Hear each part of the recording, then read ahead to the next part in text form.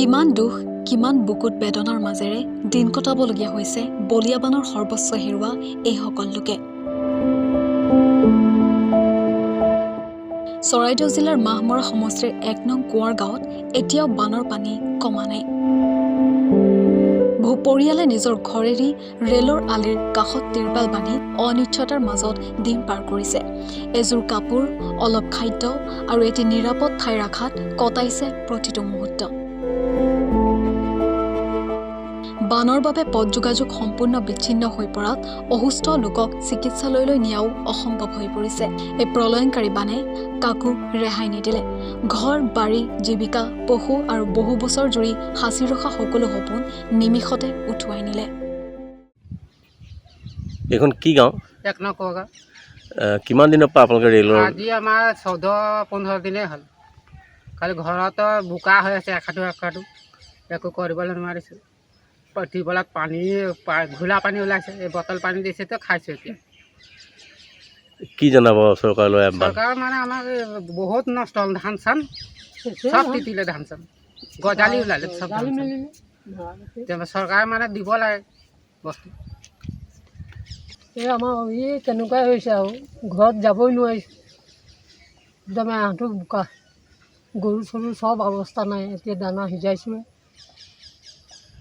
ঘৰৰ কাঁহী বাতি এইবিলাক বাচন চব গ'ল, একোৱে নাই। কাপোৰ কানি কুকুৰা চব গ'ল। ছাগলী তাগলী নায়ে এটাও। গৰুটো কোনোমতে বচাইছোঁ, এটা আৰু এটা পোৱাই নাই। আপোনাক কোন ঢুকালে? মোৰ দেউতা ঢুকালে। কি হৈছিলে?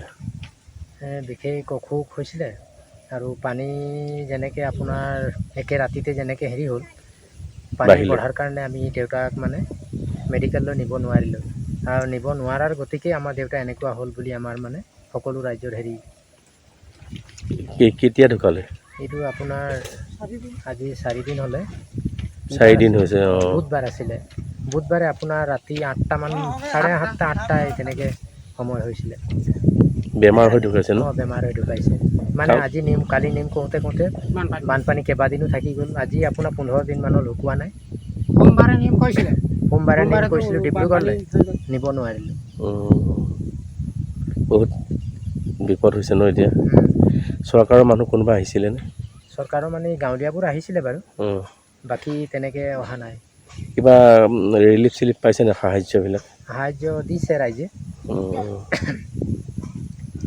উল্লেখ যে এনে দুৰ্যোগৰ সময়ত আমাৰ সাংবাদিকসকলে কেৱল বাতৰি সংগ্ৰহ কৰিয়ে নহয়, বানাক্ৰান্ত লোকসকলৰ কাষত থিয় দি তেওঁলোকৰ দুখ আৰু বেদনা শুনাৰ লগতে তেওঁলোকক সহায়ৰ হাতো আগবঢ়াইছে।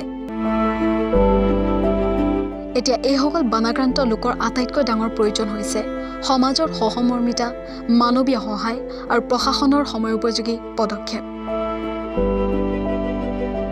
যাতে তেওঁলোকে পুনৰ নতুন আশাৰে জীৱন আৰম্ভ কৰিব পাৰে। সোণাৰীৰ পৰা মৃদুল নিবিড় বৰগোহাঁইৰ প্ৰতিবেদন, নৰ্থ ইষ্ট নাও।